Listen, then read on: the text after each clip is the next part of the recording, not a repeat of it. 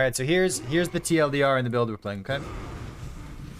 There's going to be a lot of yelling in the background because it's the General's Cry build, but you're just going to have to put up with it, okay? So we have General's Cry plus Charge Dash. Let me show you real quick what it looks like when you're walking around. So just holding down left click, this is kind of what happens. This is the basics of the build, right? This is pretty much what's going on. Alright, so now let me back off real quick. So what's being automated, and then what are we casting, right? So we have a charge dash with General's Cry on it, and then like a bunch of normal support gems. So like there's no minion stuff, no minion speed, no minion anything. There's no ally stuff, party member stuff, minion scaling, nothing like that. The Mirages that are summoned by General's Cry are the same as the Savior, which means that like they're just kind of you, right? So like if I'm using Dyed Bella and it says, if you war cried recently, you and nearby allies have increased attack cast movement speed. It only matters for me. It doesn't matter for allies. So I have increased attack cast movement speed, and that's inherited by the Mirages. So that's like the background information, right? So we have some unique boots here that generate corpses as we walk around, which you can see with the green steps over here. The Red Blade banner it's useful. I can show you how we're using this.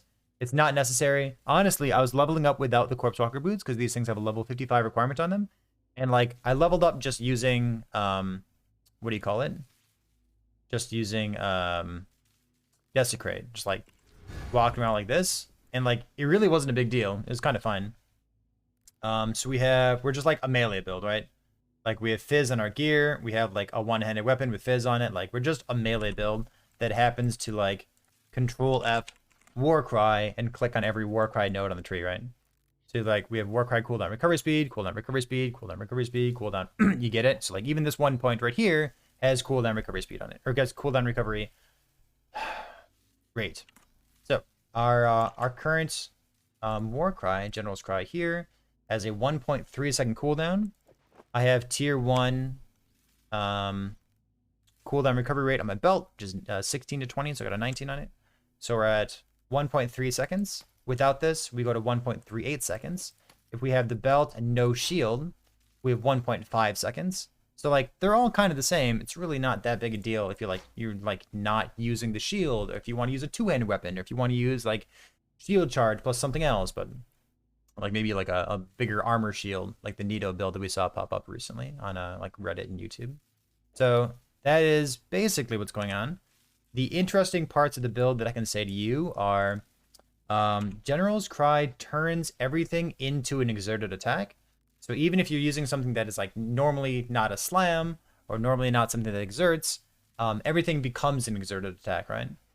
So Charge Dash is just like movement, AoE, channeling, attack, lightning, melee. It's not a slam or anything, but everything becomes a everything becomes a exerted attack.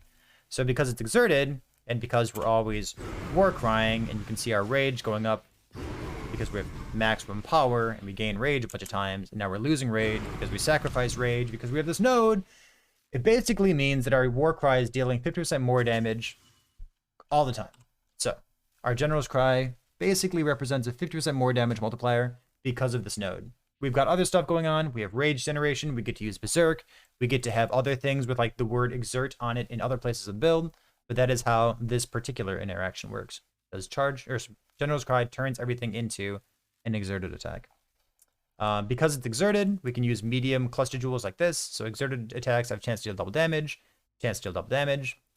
We also have mob mentality to go along with our shield here. So this gives us every time we war cry, we always generate some kind of charge. I'm RT, so the power charges don't benefit me, but the endurance charges do, because I like being tanky and I like having Mortal Call in my build. And then I also generate frenzy charges. So as I'm mapping, I always have 3 frenzy charges after a couple war cries at the beginning of the map. Boop. We have, let's see, Fizz damage. We're Fizz converted to lightning damage. So like all these Fizz damage stuff, these help us. They're kind of okay. We also have lead by example. When you war cry, you and nearby allies. So again, allies doesn't matter here. It's just me. So I gain onslaught for 4 seconds, which is pretty sweet. So I have rage, I have movement speed boots, I have Quicksilver Adrenaline, I have Dyed Bella, which gives me movement speed here. I have like anomalous charge dash with more movement speed on it. So, what is the movement speed doing? Well, it makes the minion aggro better, right?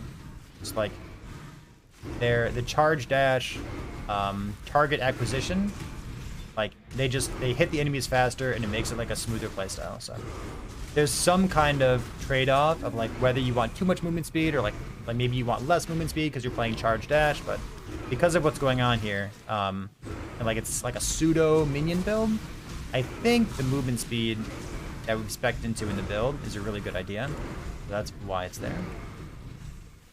Is anything else here? Is anything else here? No, not really. We kind of just have every single thing that says Warcry cooldown recovery speed, life, a cluster jewel that helps us out a bit more.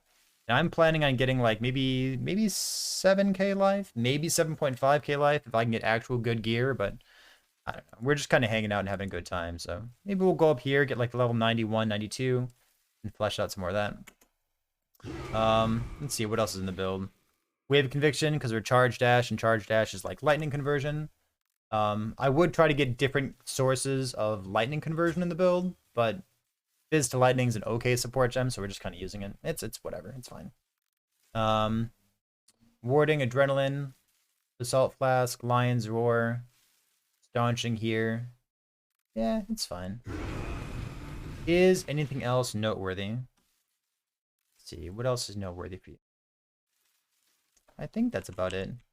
We remove like ignites and stuff with this, right? So like not having dousing and not having immunity to things like sap or brittle once we start doing delirious content, it's not that big a deal because like every 1 second we're removing something and we're never going to be removing freeze because we already have that on flask, right? So if we do get ignited, it's gonna be like a 1 second ignite. If we get shocked, it's gonna be a 1 second shock. So that's kind of neat. I guess it's worth talking about the rest of this. This node does nothing for us because we already generate rage with war cries. This node, you can see like as I'm war crying, I'm not losing any life. So I don't know, it feels good. We're not losing life. It's just kind of nice not having any inherent life loss. I don't think I have regen anywhere, right? Like I've got like this node on the tree, for example, but I haven't like spec'd into regen in any way. So it's just kind of working itself out. The last node here kind of feels bad, man, just because we are increasing our damage taken. But again, like one of the reasons that I'm going RT for this build has to do with the fact that I'm also opting specifically into taking Aspect of Carnage.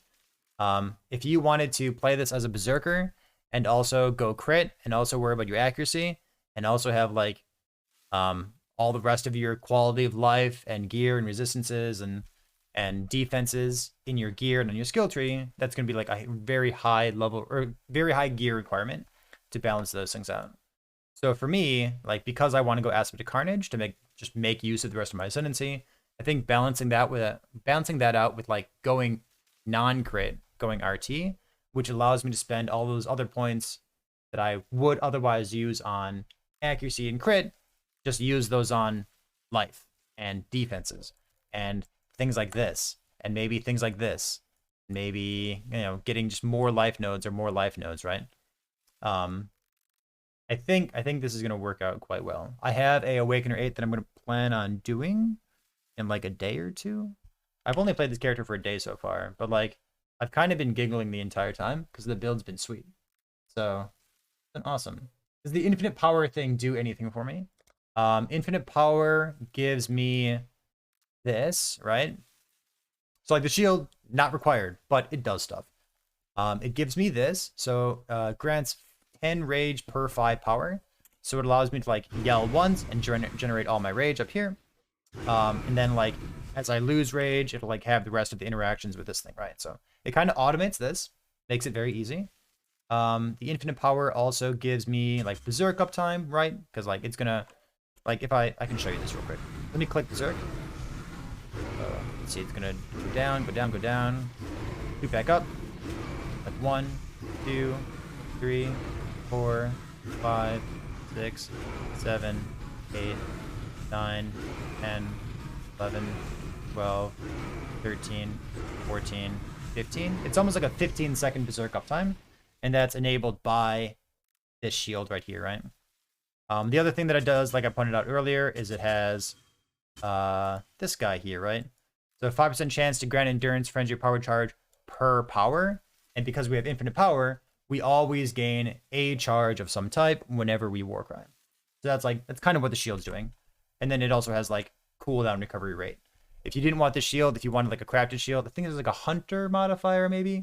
The hunter modifier that says like increase cooldown recovery rate for Warcries or something like that. So you could try to do that, but I don't know. This thing was a chaos, so we're just kind of memeing around and learning about the skill. So we just grabbed this thing in the meantime. I think that about does it. Have I missed anything? I think so. My mana reservation. Herald of Purity, Blood and Sand. We're keeping Blood and Sand in Sand Stance because I want the extra AoE so that all the charge dash things overlap. And then we're using Vitality and Skitterbots. Skitterbots are okay. You could get rid of them. If you ditch the Skitterbots, you could do something like a defensive aura. You could do maybe Aspect of the Spider even. So Spider is like enemies take 15% increased damage. Skitterbots is enemies take 17% increased damage. But if you did Spider here, it's like a pseudo defensive. It's like a Blasphemy Temp Chains kind of. And then you could also get like, you know, shock nearby enemies on focus crafted onto one of your rings. So that's like another way that you could like juice up the build or something along those lines. Last thing, this General's Cry. Quick. All right. Let's show you these real quick, and then that'll about wrap it up. All right. Let's turn these boys back on. Click, click, click, click, click. All right. So this is. Oh, right. I need a weapon. Ha. Whatever this is. I do not know how to use this yet. I'm too dumb to use it. Don't be like that, game. Alright, so I can't show you Blade Flurry. But I can show you Cyclone. So this is what Cyclone looks like. This.